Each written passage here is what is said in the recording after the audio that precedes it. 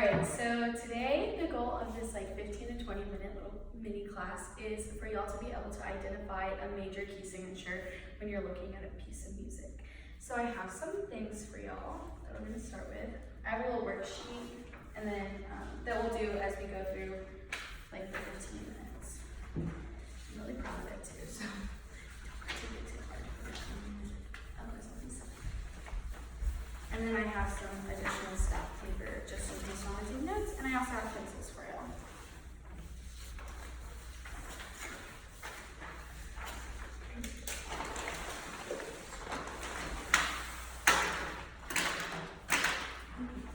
Okay, so essentially when you're listening to a song, there are two, I guess we'll call them modes. There's the major mode, which is traditionally known for sounding happier, so it's a little bit happier, and then there's the minor mode, which is known for sounding a little sadder, so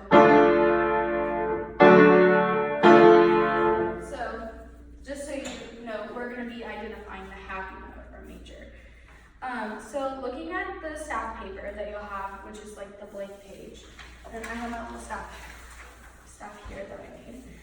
Traditionally they're black, I just couldn't find black tape. We're going to learn about the different clefs that keys could be found in. So there's this one. Well, that was not easy.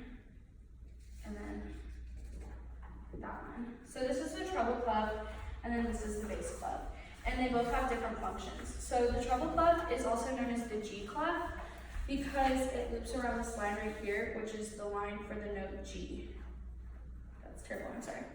And then the bass clef is known as the F clef because the two dots center over around the line that's an F on that particular staff. So those are the two different clefs that you could potentially be seeing in music. And so what makes them different is that the lines of the staff will be named differently. So in the treble clef, the spaces that you find in between each line are known as bass. So you have F, A, C, and E. And then the lines are the same, or I remember it by Every Good Boy Does Fine. So E, G, B, oh gosh, D, and F. So the musical alphabet is only A through G. So you have A, B, C, D, E, F, G, and then you repeat A, B, C, D, E, F, G. So going down, you can go down further, it'll just go down backwards. So it'll be E, D, and then we have these things called ledger lines. C, we won't do any ledger lines today. And then B is under the C ledger line, and then this one is A. So they keep going down, and then it does the same thing going up. So the note that sits right here above the staff is G, and then up again. Third, the bass clef is a little different. Since F is here, F does not lie on this line. A lines on this line. Everything shifted down one. So it's going to be A, C, E, G, or as some of the music majors refer to it as bass clef. And then on this line, it's going to be G, B, D, F, and A. And there's a little symbol of that on your worksheet, so y'all don't have to write it down because it will show you where that is. Okay. So now that we know the differences between the clefs and where their notes lie, we're going to learn how to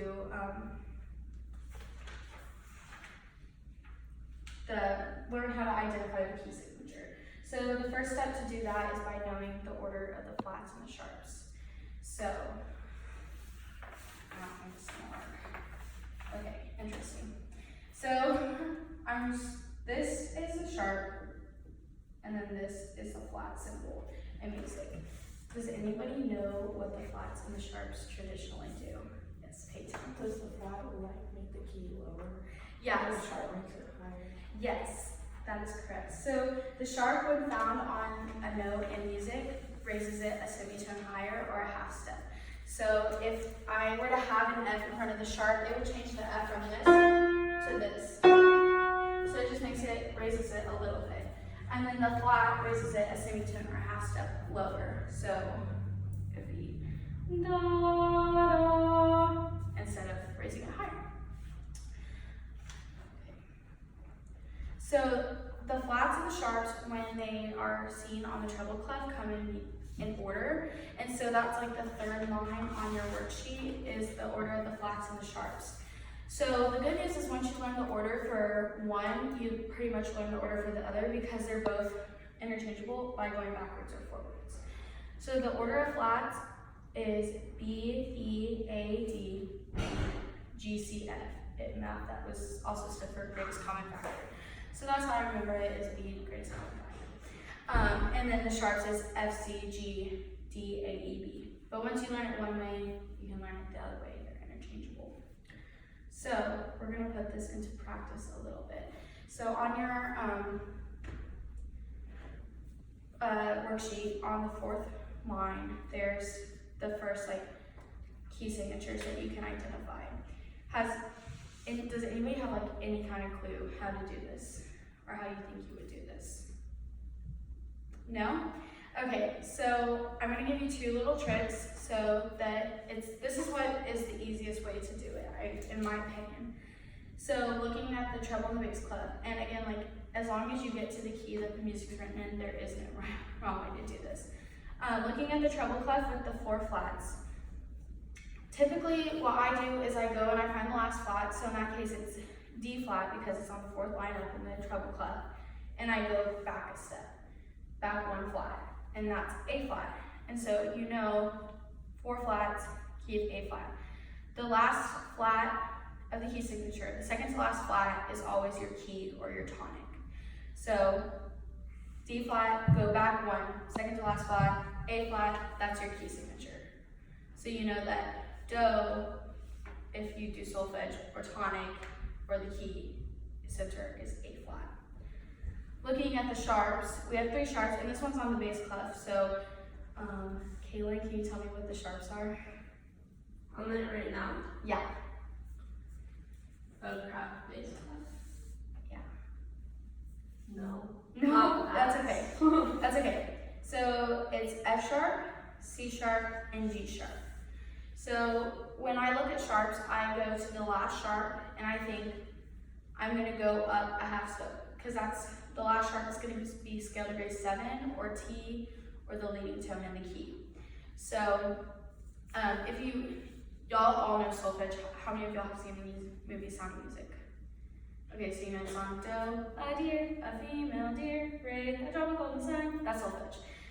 Without the other words, it's Do, Re, Mi, Fa, Sol, La, Ti, Do.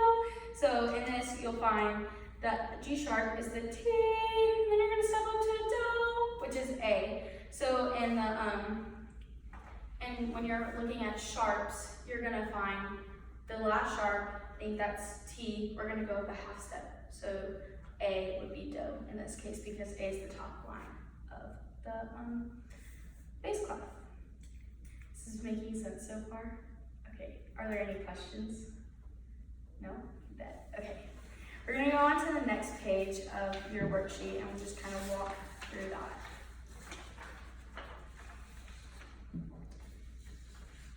Okay, so I'm gonna give y'all time to do the first row on this. I know we haven't really talked about what you do if you don't see any sharps or flats, but I'm just gonna, don't skip over that one and do the next two treble clefs and see if y'all can figure those out real quick.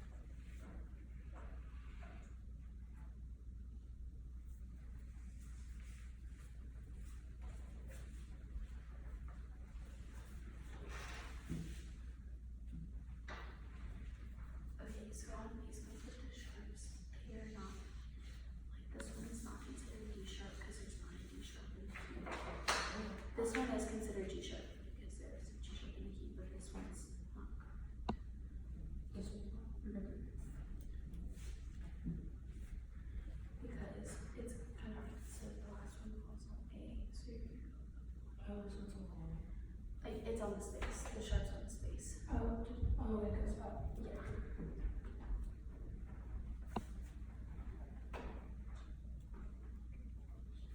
This one is close. Just make sure you're being really careful with like which one falls on which space. Yeah, so you go back one flat. Oh. Yeah, so for flats you go back one. For sharps you go forward and up a half step. Good. Close. So this one you're gonna go up. So C sharp leads to. Oh, up like Yeah. this. Yeah. So E, like this, or is it like C sharp leads up to the next line. the line? Yeah. Okay, so let's look at the one with nothing there. There's no flats or sharps. So the general rule for when you have a bass clef or a treble clef with no flats or sharps is you see no flats, you see no sharps, you're in the key of C major. Because that is the one scale on the piano that doesn't have any accidentals on it. So it sounds like this. I didn't have to hit any black or white keys to alter any of the notes. So it just goes up and down really seamlessly. C no sharp, C no flats, key of C. Then looking at the treble clef with the two sharps, so you have an F sharp and a C sharp. C sharp is going to lead up one step to, Kaylin, what's the answer? D sharp. What? D sharp. D. So Oh, so if in the key there's not the sharp for the letter name that you're doing it, then it's just key of D. So this one's just key of D. But if there was a sharp, it would be D sharp. If there was a sharp on D, it would be D sharp. But it's just key of D. But good job. And then the next one, we have 7 flats, which is a lot. So Peyton, can you tell me what key we're in? B flat. Wait, Close. just B. No, it's correct, it's flat. Just make sure you check what line or what space you're on. No, so you just stay on there. So Oh, so it's just C. yeah, C flat major. Because there is a flat in the key. There's a flat on C flat, so it's C flat major. Did anyone work ahead? Yeah. Someone? No? Okay, I'll give you all a couple more minutes to finish the next 2 or 3 that you have left to do.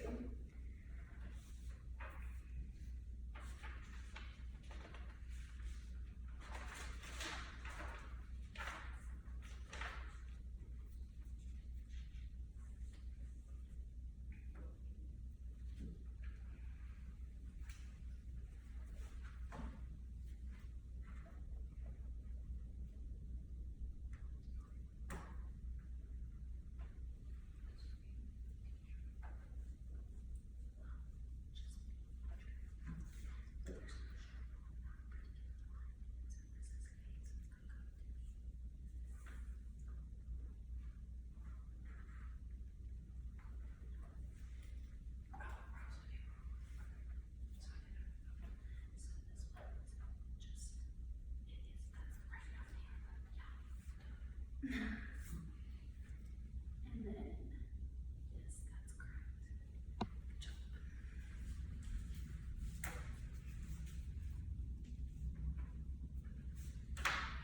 Good.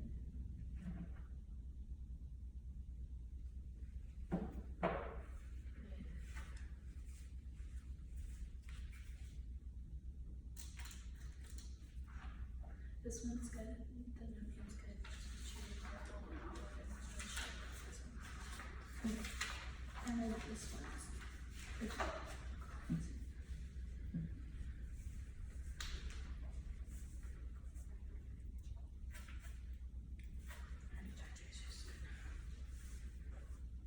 Good. And then if it is like in the key of C sharp major or something, you can just draw the little symbol. You don't have to write out sharp. If you did, it's not a big deal, but you can just draw. Or if it's in B flat major, you can just draw the flat. You don't have to fourth one on this page, which is on treble clef. Casey, what key is this one in? Mhm. Yes, good. It's in B major. The last sharp is A sharp, so it's going to move up 1/2 step to B major. Now we're careful because there's no sharps or flats on the line of B, so it's just B. Kaylin, what is the next key? G. Good, yeah. So the easiest way to remember like one sharp, one flat without having to do all the work is just one flat, key of F, one sharp, key of G. It's pretty, that's just like, I think the easiest way instead of sitting there and being like, okay, F sharp goes, you know, like just saying, oh, one flat, one sharp goes to this. And then Kate, can you tell me the last one? No, I don't know. Okay, does anyone else know? I'm sure. Yeah. So the last one is on E, and it's going to go up to F, but there is a sharp on the line in the key. So we're going to go ahead and call it F sharp major because that's what it is. Does anyone have any questions? No? Well, good job today. You all got hundreds. Thanks for coming to my TED Talk.